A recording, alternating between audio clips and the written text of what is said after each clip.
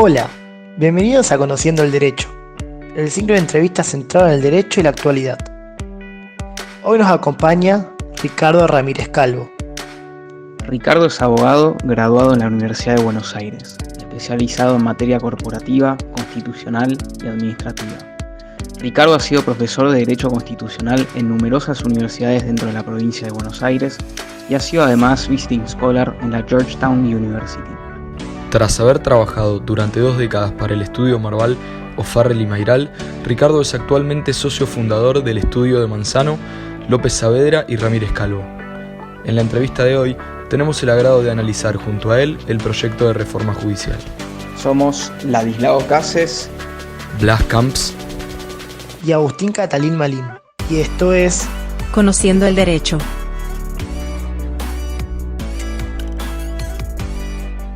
El pasado 28 de agosto, el proyecto de reforma judicial obtuvo media sanción en el Senado y ahora aguarda la decisión final que debe tomarse en la Cámara de Diputados. El texto impulsado por el Poder Ejecutivo que encabeza Alberto Fernández es amplio y pretende modificar tanto la estructura como el funcionamiento de nuestro sistema de justicia. Para lograr comprender mejor su contenido, queremos agradecerte en representación de la Revista Jurídica de San Andrés por brindarnos tu tiempo para poder sumar un capítulo más a nuestro podcast. Muy bien, encantado. Si le parece, avanzamos entonces con la primera pregunta sobre la necesidad de la reforma. Dejando de lado las vicisitudes de la coyuntura política, ¿cree usted que es necesario reformar el Poder Judicial de nuestro país? De ser así, ¿cree usted que el momento elegido en el marco de la pandemia es el adecuado? Me parece que la pregunta tiene que tener una respuesta calificada. Y es, decir que hay que reformar el Poder Judicial así en el aire y en abstracto es imposible. Porque para decir si hay que reformarlo o no hay que reformarlo, hay que ver qué es lo que se quiere reformar.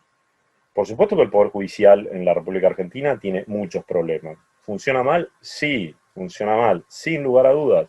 ¿Muchas cosas son frustrantes? Por supuesto que hay muchas cosas que son frustrantes. Pero eso no significa que uno se pueda lanzar a reformar el Poder Judicial Federal de cualquier manera. Porque antes hay que sentarse a ver qué es lo que se quiere reformar, requiere un estudio largo, hay que ver cuáles son las causas del mal funcionamiento del Poder Judicial, y en función de ese primer diagnóstico, a partir de ahí, buscar cuáles son los métodos para mejorar el funcionamiento del Poder Judicial. Claramente este no es el momento, no es el momento. Muchos de los que impulsan esta reforma dijeron que se había oído a todas las voces. Le dieron 7 minutos a cada uno de los oradores en el Senado.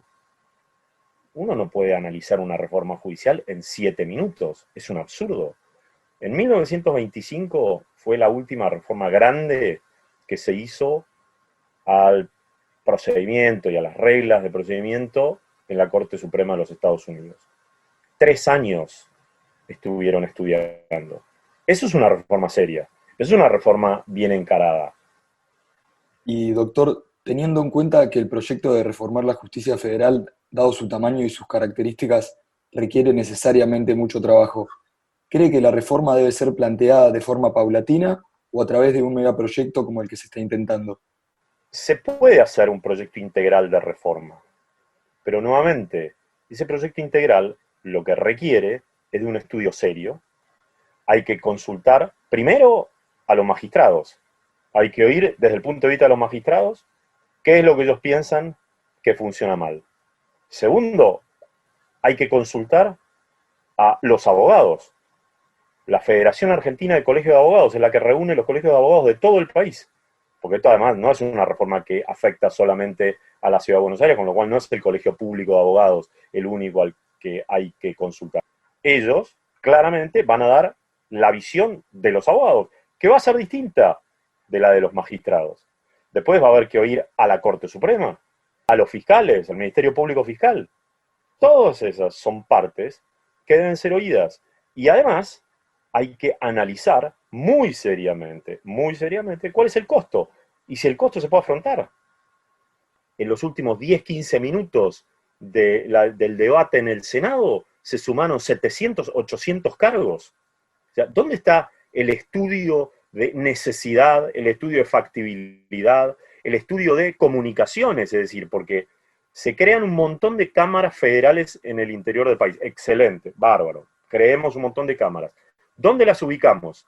En lugares que, para poder acceder, no hay, por ejemplo, vuelos directos. Crean una en Santa Cruz, una cámara federal en Santa Cruz, que va a ser el tribunal de alzada de los tribunales federales de, por ejemplo, Tierra del Fuego. No hay vuelo directo a ese lugar. Tienen que volar a otra ciudad y después ir en auto a 250 kilómetros. O sea, no tiene gollete. El tema de las comunicaciones en el interior del país, eso es algo que quizá aquí en Buenos Aires la gente no toma conciencia, pero en el interior del país, el poder viajar de un lado al otro para un litigante es esencial. ¿Cómo se determina si una cámara federal es necesaria? Bueno, veamos cuál es la cámara de alzada de esos juzgados federales. ¿Cuánto trabajo tiene esa cámara federal? Hay estudios que marcan cuál es más o menos el punto de equilibrio de la cantidad de expedientes que tiene que llevar. ¿Está desbordada? Ok, eso significa que se necesita poner otra cámara federal. También otro argumento puede ser que a lo mejor es una cámara federal que sirve de alzada a un montón de juzgados federales de muchos lugares distintos y que las comunicaciones son dificultosas. Entonces, para facilitar el acceso a los litigantes. Todo eso se hace en función de un estudio serio. Ese estudio no existe. Negociaron los votos con los gobernadores y los gobernadores quieren tener lugares en donde poder poner a sus amigos. Y por eso crean cámaras federales y juzgados federales sin ton ni son. Muchas gracias, doctor. Los puntos centrales de la reforma es la reorganización y la creación de nuevos juzgados. ¿Le parece que la ampliación del número de funcionarios judiciales hará más eficiente la administración de justicia? Primero, crear cargos judiciales, si esos cargos judiciales no están acompañados con el debido presupuesto, no sirve para nada. Lo único que hace es sumar burocracia. En tribunales todavía se cosen los expedientes. Y no estoy hablando de un juzgado perdido en el medio de la nada. Estoy hablando de la Corte Suprema de Justicia de la Nación. Se cosen con hilo y aguja. Lo hemos vivido ahora con el tema de la pandemia, con el tema del aislamiento. La digitalización del servicio de justicia está lejísimo. Para litigar, los tribunales federales en la capital federal estuvieron cerrados durante meses. Hace poco tiempo se reabrieron y parcialmente. Alguien me dirá, no, bueno, pero atendían los temas urgentes. Pero no son los temas urgentes, son los temas de todos los días los que tiene que atender la gente. No puede esperar. Tiene un desalojo, no puede esperar. Tiene que cobrar una deuda, no puede esperar. El Poder Judicial es un poder del Estado, tiene que seguir funcionando. Entonces, eso demuestra que falta un montón de recursos. Y vamos a crear infinidad de cargos nuevos que no sabemos cuánto van a costar. ¿De dónde va a salir el presupuesto? Esa es otra parte del estudio que hay que hacer. ¿De dónde va a salir el dinero para pagar todos esos cargos? Pero no solo pagar los cargos. Los cargos vienen con toda una infraestructura. Necesitas un escritorio. Para poner los escritorios necesitas tener edificios. En los lugares en donde se crean los juzgados nuevos, ¿hay edificios disponibles para el Poder Judicial? ¿O van a tener que salir a crearlos? Hay algo así como 200 y pico de juzgados que hoy, de los que ya existen, están vacantes. No se han llenado los cargos esos. Yo no le veo ningún tipo de seriedad a esto. Me parece que es algo hecho con otra intencionalidad. Esto me parece que lo prueba, no con la intencionalidad de mejorar el funcionamiento del Poder Judicial. Muchas gracias, profesor. Pasando a otro tema que se habló mucho en los medios y que quizás hasta ahora no tratamos, que es en particular el funcionamiento de la Corte Suprema. La pregunta es si usted ve necesario modificar la cantidad de integrantes que debe tener la Corte y desde un punto de vista puramente jurídico, si usted ve beneficios o perjuicios justamente en tocar esto, modificar la cantidad de integrantes. La Corte no necesita que le aumenten los integrantes para funcionar mejor. De hecho, hay muchas chances de que la Corte funcione peor con más integrantes que con los integrantes que tiene actualmente. No es un tema de número de gente el problema de la Corte. Los problemas de la Corte son otros, muy diferentes. El aumento de jueces de la Corte, la única intencionalidad que tiene es dominar a la Corte. Es decir, tener una corte adicta. Esto ya se hizo en la década de los 90, también aumentaron a 9 el tribunal. ¿Funcionó mejor el tribunal? No, no funcionó mejor el tribunal. Funcionó pésimo el tribunal. Entonces, ahora lo único que se persigue es exactamente lo mismo, tener una corte adicta. Bajo el ropaje de querer mejorar el funcionamiento de la corte, ¿dónde está el estudio serio que dice que el aumento de jueces de la corte va a mejorar el funcionamiento del tribunal? Me encantaría que me lo mostraran, no he visto ninguno. Se tira, no, porque me parece que 9 miembros es el número ideal. ¿De dónde sale que el 9 miembros es el número ideal? ¿Del funcionamiento de la Corte de los Estados Unidos, que tiene 9 miembros y funciona mejor que la nuestra? Ahí se están olvidando de un montón de cosas. Y es, la Corte de los Estados Unidos decide 80 casos por año. No decide decenas de miles. Pero los mismos que dicen que la Corte funciona mal, el Estado dice que funciona mal, el Poder Ejecutivo dice que funciona mal, son los que apelan un montón de casos a la Corte. Porque todos los temas de seguridad social, la que los apela es la ANSES. Y todos esos casos llegan a la Corte. Y son miles y miles. Pónganse de acuerdo. Les parece que funciona mal, pero la abarrotan de cosas. Los miembros de esta comisión de supuestos notables que ha designado el Poder Ejecutivo, que han dicho que les parece que tiene que tener 9 miembros la Corte, son los mismos que al mismo tiempo sostienen que, por ejemplo, hay que derogar el artículo 280 del Código Procesal Civil y Comercial de la Nación, que establece que la Corte puede desestimar un recurso por la mera invocación de ese artículo, en el sentido de que no son casos federales relevantes. Uno de los integrantes dice que hay que derogarlo, y ese es uno de los mecanismos que tiene la Corte para tratar de reducir su trabajo. Me parece que no están siendo coherentes, y eso nuevamente demuestra que la intencionalidad de la reforma no es mejorar el funcionamiento. Tiene claramente una intencionalidad de tratar de someter al Poder Judicial, es decir, que tener un Poder Judicial más adicto de lo que ya es, y que sea un Poder Judicial que no le ponga límites al poder. Porque en nuestro sistema constitucional, esto ustedes claramente lo saben, en nuestro sistema constitucional de separación de poderes con frenos y contrapesos, que es el sistema constitucional de los Estados Unidos de América, nosotros copiamos los principios fundamentales del constitucionalismo estadounidense, no copiamos exactamente la Constitución. Los frenos y contrapesos implican, por ejemplo, que el Poder Judicial, su principal función es controlar a los otros dos poderes.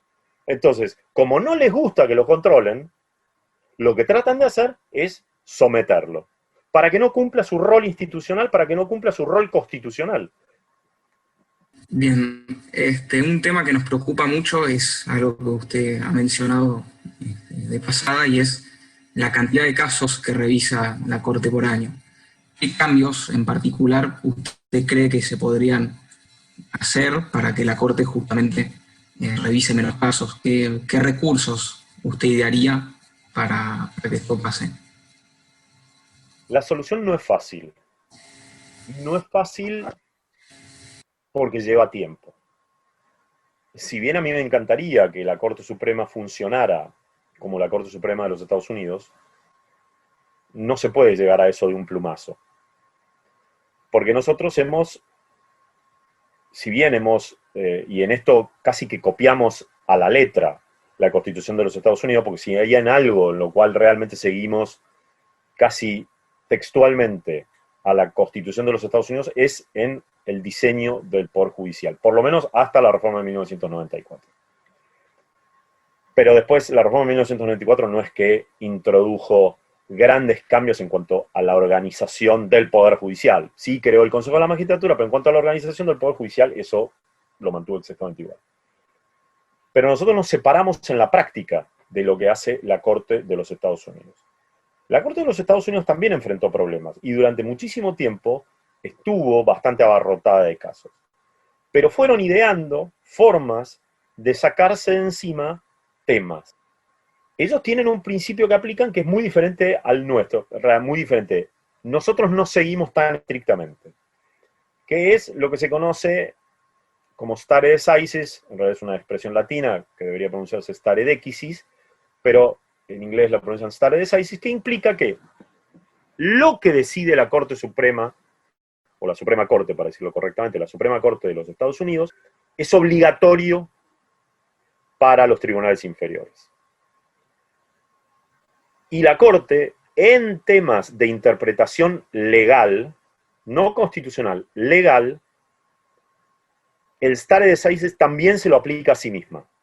Es decir, no cambia la interpretación de la ley y se siente sujeta a lo que interpretó en casos anteriores. En temas constitucionales es un poco más flexible, el stare decisis horizontal, es decir, el de la Suprema Corte respecto de sus propios precedentes. Para abajo el vertical es duro. Tienen que decir exactamente lo mismo que decide la Suprema Corte.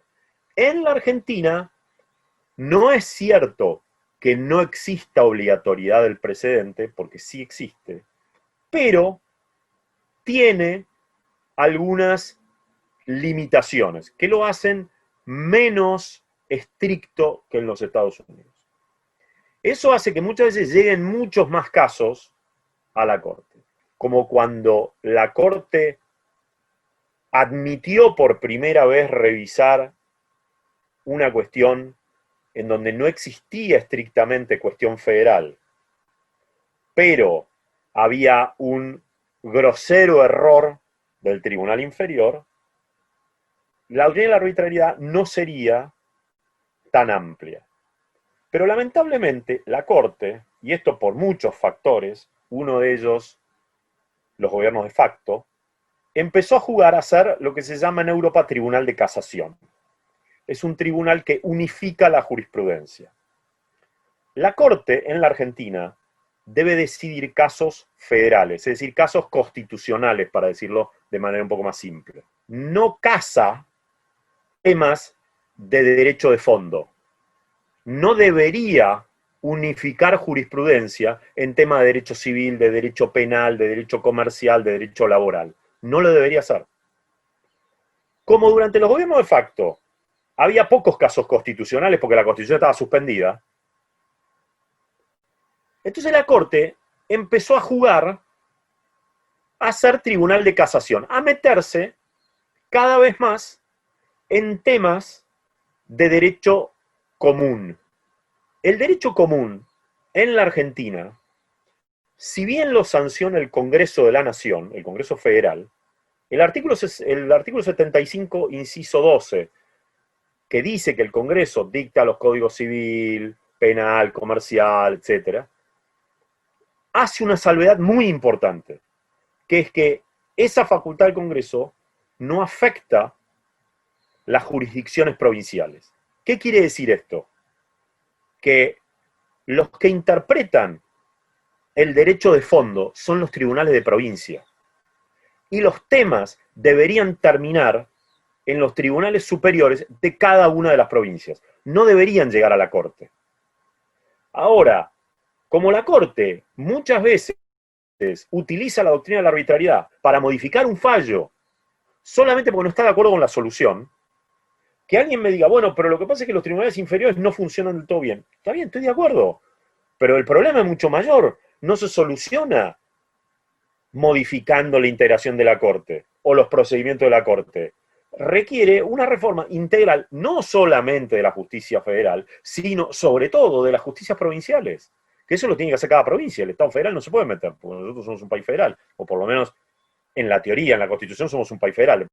¿Cómo vieron los constituyentes? Los constituyentes no es que se apartaron tanto del modelo estadounidense en esto. En lo único que se apartaron es en que las normas son dictadas por el Congreso Federal.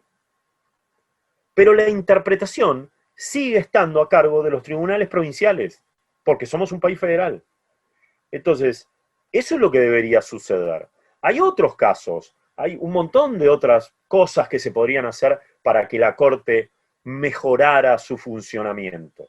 Lo que claramente es un gravísimo error hacer es, por ejemplo, decir que esto se soluciona dividiendo la Corte en salas, designando una Corte de 40 miembros y la divido en salas. Eso es un absurdo. No solamente es un absurdo, sino que es inconstitucional. Y es inconstitucional por varios motivos. Es inconstitucional. Primero, porque la Constitución habla de una Corte Suprema, no de muchas Cortes Supremas que funcionan como salas. Segundo, afecta el federalismo. ¿Por qué? Porque lo que dicen, los que proponen esto, es que la división en salas debería utilizarse para crear salas específicas, o especializadas, mejor dicho, especializadas, que trataran temas, por ejemplo, civiles, temas penales, temas comerciales, etcétera, etcétera, o temas administrativos. Pero eso viola el federalismo desde el momento en que la interpretación de los códigos de fondo es una materia provincial, en donde la Corte no debería meterse solamente por excepción cuando hay una cuestión federal involucrada. Y de hecho la Corte muchas veces lo que hace es solamente decide sobre la cuestión federal, no sobre la cuestión de fondo. Devuelve el expediente al tribunal de origen para que dicte una nueva sentencia. Pero ese montón de cosas que hay que hacer implica nuevamente un estudio, ver las estadísticas, qué es lo que llega a la Corte, qué es lo que no llega a la Corte, dónde tiene más trabajo la Corte, dónde tiene menos trabajo la Corte, qué es lo que hay que reducir, qué es lo que no hay que reducir, y qué es lo que me permite la Constitución reducir. Perfecto. Una de estas posibles medidas para acelerar el proceso es que la Corte comience a tener plazos para dictar sentencias, y de esto se ha hablado mucho. ¿Usted cree que esta es una medida que mejoraría la eficiencia de la Corte? No tengo problema en que le pongan un plazo a la Corte para decidir. Creo que es ingenuo suponer que porque le pongan un plazo a la Corte va a empezar a funcionar mejor. Primero porque no es que la Corte no trabaje. Eso me parece que va de la mano de una idea que se quiere instalar, y es que la Corte demora los expedientes porque se le da la gana. Puede ser que algún expediente lo demore o lo cajonee a propósito, porque políticamente es inconveniente, o porque deja que se enfríe la discusión. Puede ser, no lo niego, existen esos casos. No es que la Corte se demora solamente porque en realidad los miembros están jugando las cartas o jugando al golf. No, la Corte se demora porque tiene mucho trabajo, y porque tiene miles y miles de expedientes que le llegan todos los años nuevos, y entonces está abarrotada, no lo puede sacar, no tiene chance, ¿no? Humanamente chance. Entonces, ponerle plazo a la Corte, sí, bárbaro. Ahora, y supongamos que la Corte no cumpliera ese plazo. ¿Cuál es el remedio? ¿Le van a hacer juicio político a la Corte? Van a tener que tener los 2/3 de la Cámara de Diputados y del Senado. Es decir, a veces me parece que es no pensar demasiado. Que está bueno, sí, me encantaría. A mí como litigante me encantaría que la Corte tuviera un plazo para resolverme los expedientes. Ahora, me parece que es ingenuo suponer que le pones un plazo y mágicamente todo se soluciona. Y lo que van a hacer es dictarán una acordada diciendo que prorrogan, y bueno, y para hacer eso van a tener que hacerle juicio político a la Corte. Si se hace como parte de una reforma profunda, integral, estudiada del procedimiento de la Corte, bienvenido sea ponerle plazo a la Corte, por supuesto, sin lugar a dudas. Pero tiene que ser una reforma estudiada. Doctor, para darle un cierre a esta entrevista, le queríamos consultar si el gobierno de turno le preguntara a usted sobre la necesidad de reformar la justicia federal. ¿Cuáles serían las modificaciones centrales de su proyecto? Lo primero que le diría al gobierno es que convoque a todas las entidades involucradas a que opinen sobre el tema. Designaría una comisión seria, en la cual estén representadas todas esas entidades y que sea un reflejo genuino de las distintas opiniones. No una comisión que solamente refleja una opinión, como la que designó el Poder Ejecutivo, en donde hay una sobrerepresentación de penalistas, no sé para qué, porque en principio la Corte no debería decidir temas penales, constitucionalistas prácticamente no hay, y que se tendría que tomar mucho tiempo. Y sobre todo, para evitar las suspicacias, lo que debería hacer es que las reformas entren en vigencia después de que el presidente cese su mandato. Además de eso, le recomendaría que no toque la Corte. Nosotros tenemos uno de los deportes nacionales, es tocar la Corte. Tiene más seguidores que el fútbol, porque todos los gobiernos quieren tener su Corte. Ha habido 10 modificaciones abruptas de la integración de la Corte. En los Estados Unidos, la Corte se modifica por el tiempo, o porque se mueren, o porque están viejos y renuncian, como se van dando los cambios, paulatinos. En la Argentina, desde el juicio político a la Corte en 1947, que abrió la puerta a los infiernos, a partir de ahí, todo el mundo quiere tener su Corte. Entonces, en el 55 se echó a la Corte designada por el gobierno peronista. Después, más allá de que designó jueces muy independientes y que demostraron su independencia en el ejercicio, Frondizi, por pedido de la Corte, a mi juicio un grave error que cometió la Corte, impulsado por Orgaz, que era el presidente, aumentó a 7 el número de miembros de la Corte, y hubo algunas renuncias y designó a todos magistrados muy independientes, eso hay que reconocerlo. Pero lamentablemente la aumentó. Yo hubiera preferido que eso no hubiera sucedido, pero bueno, la Corte se equivocó y le pidió a Frondizi que aumentara el número de miembros de la Corte. Después, en 1966, la Corte se reemplazó totalmente, y lo tristemente gracioso fue que en el decreto en donde se echó a toda la Corte, se habló bien de la Corte a la cual se estaba echando. Es decir, se reconocían los méritos de los jueces a los cuales se echaba, pero se los echó. Se designó otra Corte. Después, cuando terminó el proceso que en ese momento se llamó la Revolución Argentina, el gobierno constitucional designó una nueva Corte. Cuando vino el golpe de Estado de 1976, los echaron a todos.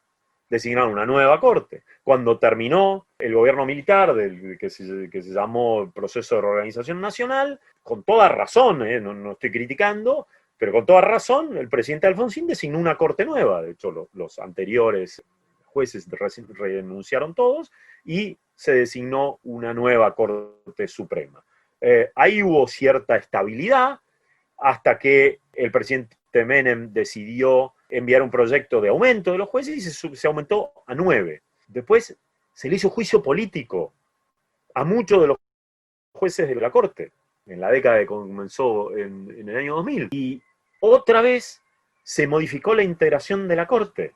Y no estoy opinando de si correspondía o no correspondía el juicio político, ese no es el punto. El punto es, dejemos a la Corte tranquila, dejemos a que la Corte funcione. A mí hay muchos de los fallos de la Corte actual que no me gustan. No coincido con la mayoría de los integrantes de la Corte. Pienso distinto que la mayoría de los integrantes de la Corte. Pero no quiero que los toquen. Porque si hay algo que tengo que reconocer, es que ellos son independientes. A mi juicio, en muchos casos están equivocados. Pero bueno, eso es mi opinión. No la toquemos. Sepamos que lo que tenemos que hacer es respetar la independencia del Poder Judicial. Eso, lamentablemente, en la Argentina, no está asimilado. Y no está asimilado no solamente por los distintos gobiernos, no está asimilado por la ciudadanía. Porque, y esto lo repito siempre, en la Argentina no estamos dispuestos a pagar el costo del Estado de Derecho. Pagar el costo del Estado de Derecho significa aceptar que a veces la Constitución dice lo que a mí no me gusta que diga, pero lo dice. Y les pongo un ejemplo. Yo odio los decretos de necesidad de urgencia. Me parecen un error gravísimo que cometió la reforma constitucional de 1994, más allá de que antes se dictaban inconstitucionalmente a mi juicio. Pero lo cierto es que se constitucionalizaron. Para mí fue un grave error. Pero existen. ¿Puedo decir que no se pueden dictar? No, sí se pueden dictar, siguiendo el procedimiento y los requisitos que establece la Constitución Nacional. Como eso, hay un montón de cosas que pueden no gustar.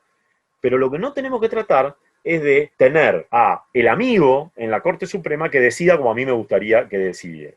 Y una cosa que estamos perdiendo de vista es que no solamente el Poder Judicial necesita una reforma. Las universidades, las facultades de Derecho, deben también hacer un análisis de qué es lo que le enseñan a los abogados. Pero a veces presentan recursos que son ridículos, que son absolutamente ridículos. Presentan recursos extraordinarios tirándose el lance de que la Corte de casualidad les abre el recurso. Porque nadie en su sano juicio puede pensar que el recurso que presentan es un recurso admisible, pero se presenta igual. Bueno, ahí los profesores de Derecho tenemos una falla enorme.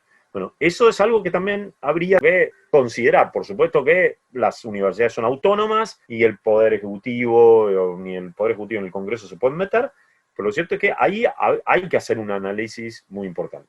En coincidencia un poco con lo que dijo doctor, sería bueno que quienes impulsan este proyecto de reforma den lugar a voces autorizadas y consulten a gente ilustrada en el tema, y lo mismo es lo que queremos hacer desde el podcast, dándole lugar a estudiosos del derecho en general, como es usted, para que nos brinde un poco su opinión sobre estos temas que nos competen a todos.